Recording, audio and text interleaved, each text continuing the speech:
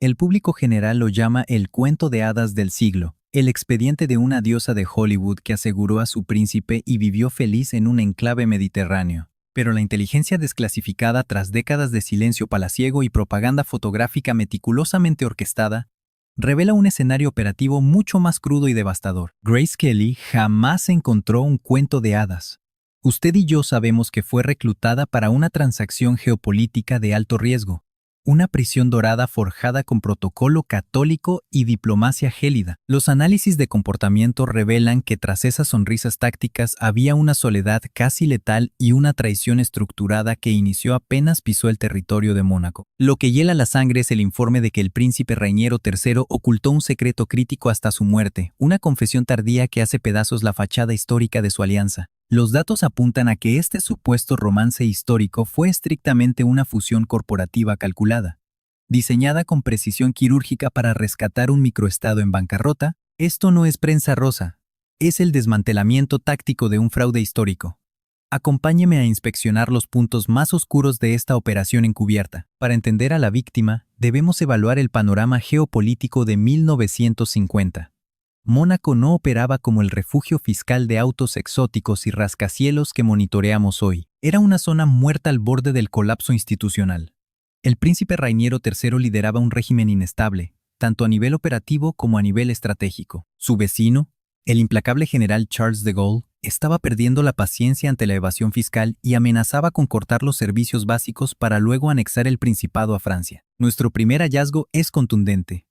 Mónaco funcionaba prácticamente como una corporación fallida que requería urgentemente una reestructuración de marca total. El verdadero arquitecto en las sombras fue Aristóteles Onassis, el magnate naviero griego que manejaba todos los hilos económicos de la región. Su asesoramiento al monarca fue fríamente táctico. La diplomacia estándar no protegería al Estado. Solo una inyección masiva de prestigio mediático lo lograría. El reporte indicaba adquirir un activo estadounidense de alto perfil. Alguien que atrajera capital extranjero, blindando así a Mónaco contra cualquier ofensiva militar francesa. El objetivo inicial de Onassis era Marilyn Monroe, pero el comité interno la descartó por considerarla un riesgo demasiado alto para el protocolo católico. Buscaban un perfil impecable y calculador.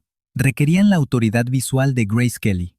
En esa fase operativa, ella no era un sujeto de interés romántico, era pura estrategia comercial, una herramienta para garantizar la supervivencia geopolítica. Analicemos la otra cara de la moneda. ¿Por qué el activo más valioso de Hollywood accedería a liquidar su propia carrera? Los perfiles psicológicos señalan un trauma profundo. Ella buscaba desesperadamente la validación de su figura paterna, el implacable Jack Kelly. Como magnate de la construcción y atleta de élite, Jack clasificaba el cine como simple prostitución glorificada. No importaba la cantidad de premios Oscar que acumulara, ella jamás pasaba sus estrictos estándares de control. El estatus real operaba como su maniobra definitiva, el único rango capaz de quebrar la tiranía y asegurar el respeto de su padre. Los registros son más perturbadores al revisar las cláusulas del acuerdo. Incluso antes de firmar cualquier compromiso diplomático oficial frente a los medios, el protocolo exigió someterla a una inspección médica invasiva y denigrante, estrictamente para certificar su capacidad reproductiva. El principado requería un heredero legal para no perder su soberanía ante Francia.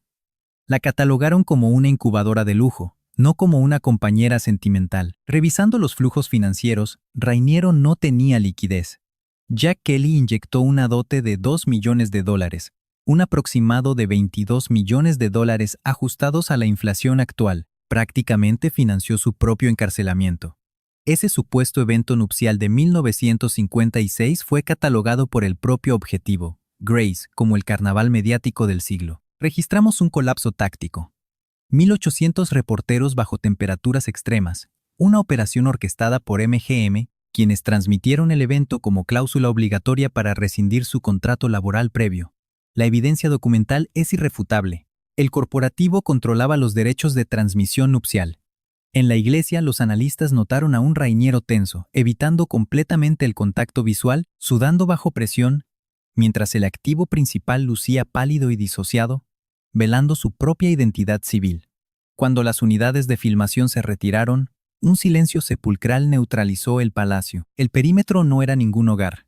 Era un complejo militar medieval, frío y estancado cronológicamente. La guardia interna, subordinada a la madre del príncipe, monitoreaba a la recluta estadounidense con extrema hostilidad. Sus deficiencias lingüísticas en francés eran claras. Desconocía las normativas locales, mucho más rigurosas que la inteligencia británica. La mantenían aislada e incapacitada, sin autorización para moverse sin escoltas tácticos o contactar fuentes externas libremente. Su declaración filtrada fue clara. Cito: "Siento que protagonizo una grabación interminable bajo cautiverio. No era paranoia, eran los hechos. Usted y yo debemos revisar los archivos de la crisis diplomática de 1962. El general Charles de Gaulle escaló las hostilidades, ejecutando un bloqueo táctico total en la frontera. El mando monegasco estaba acorralado logísticamente, y el peso de ejecutar una operación de rescate cayó sobre Grace. Fue desplegada como el escudo político del régimen. Paralelamente, nuestro informe indica que Alfred Hitchcock intentó extraerla de ese aislamiento, enviándole el libreto de Marnie. El activo mostró signos de reactivación. Requería esa misión para mantener su estabilidad mental. El monarca autorizó la extracción al notar su deterioro cognitivo, pero el panorama se complicó. La población civil rechazó violentamente que su símbolo de Estado interpretara a una ladrona en cines. La directiva era clara: exigían propaganda impecable, no un humano real. Sometido al escrutinio civil, Rainiero vetó la operación. Hitchcock cortó comunicaciones con furia, dejando a Grace psicológicamente aniquilada. Los reportes médicos indican que se atrincheró en sus aposentos, sufriendo un quiebre depresivo prolongado al comprender que jamás lograría escapar de allí. Su expediente como creadora independiente había sido clasificado y cerrado. Desde esa fecha de corte, la identidad civil fue neutralizada permanentemente, permitiendo que el holograma diplomático tomara el control absoluto. Para la década de 1970, el experimento mediático era radiactivo. El análisis de inteligencia muestra a un líder resentido, incapaz de soportar que las masas idolatraran al activo y no al monarca. Él controlaba el Estado, pero ella era el verdadero poder. Nuestro análisis muestra que él cobró venganza con frialdad, silencio y ausencias. Para nosotros, los expertos, es claro: ya no operaban bajo la fachada de un matrimonio tradicional. Rainiero coleccionaba amantes para validar su ego masculino.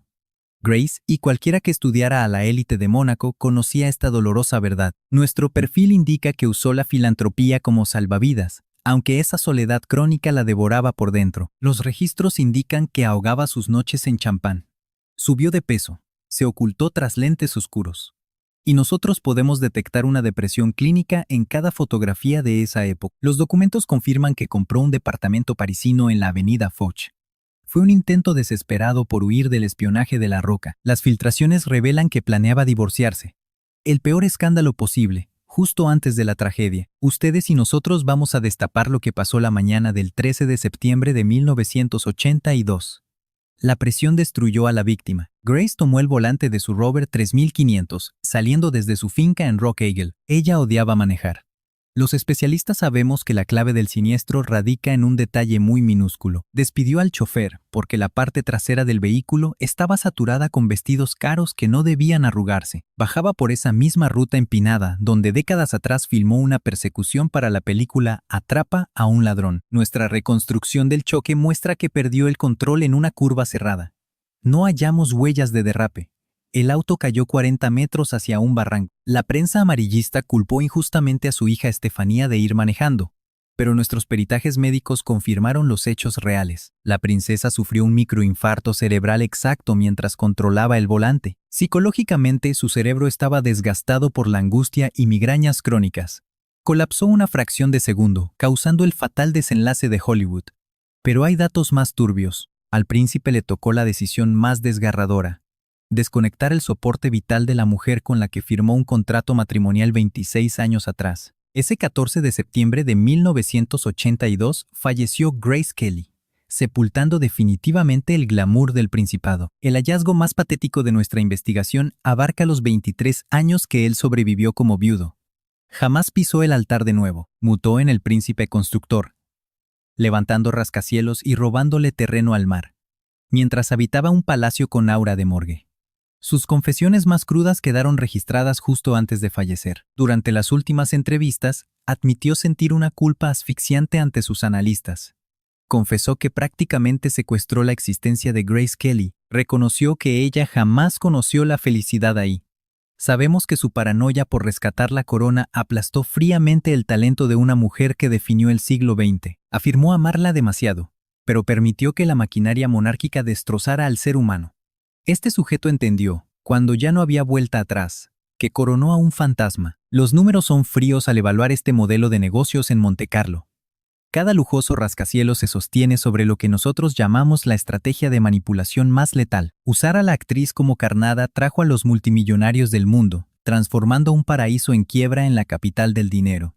Pero el verdadero costo, según los expedientes, fue silenciarla. Sus herederos también respiraron el tufo de esa prisión dorada.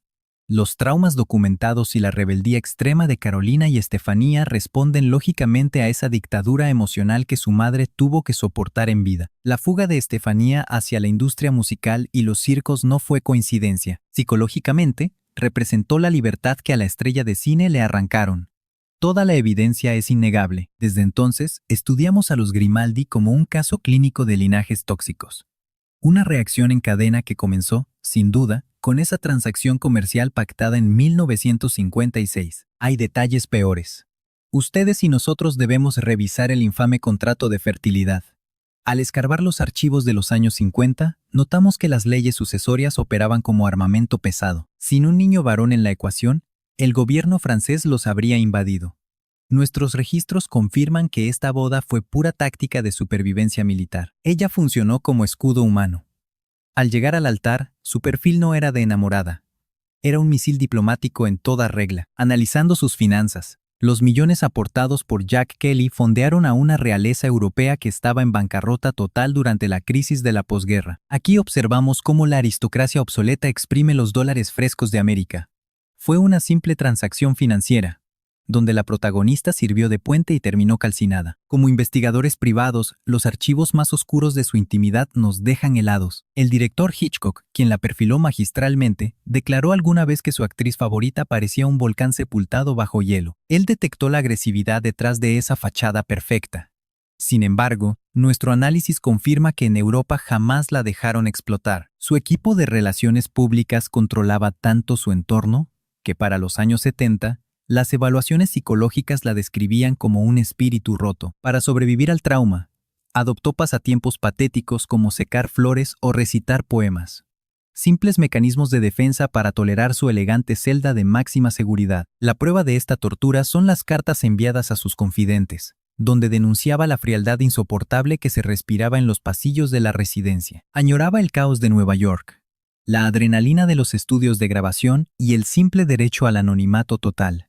Y el peritaje se pone peor. Los diarios revelan que la vejez del monarca transcurrió en un luto macabro. Conservó la recámara de ella intacta, casi como una escena del crimen. Estudiando su comportamiento, esa obsesión no venía del amor, sino de la monstruosa culpa de saber que él mismo la había sentenciado. En retrospectiva, asumió que el falso romance que comercializaron destruyó hasta los cimientos a la única mujer por la que sentía algo real. Los testimonios filtrados dicen que se arrepintió de no dejarla volver a los sets de filmación.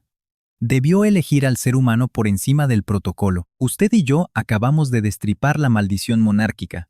Una empresa familiar que sacrificó la sangre por mantener el poder y que hoy sigue tragándose sus propios errores. Tú y yo vamos a reconstruir la cruda escena pericial de 1982. Descartamos las teorías de conspiración sobre frenos saboteados. Para nosotros, los investigadores, el hallazgo físico más macabro en la carretera fue la total ausencia de huellas de derrape. Nuestro análisis forense lo confirma. Grace jamás pisó el freno porque ya había perdido el conocimiento. Neurológicamente colapsó. El evento cerebrovascular fue el fallo biológico final en una mujer sometida a un nivel de estrés tóxico implacable durante 26 años seguidos. La institución no solo deprimió su mente, literalmente destrozó su fisiología. Al cerrar nuestro informe clínico sobre el mito, el dilema persiste. ¿Acaso el deber de Estado justifica la aniquilación psicológica del paciente?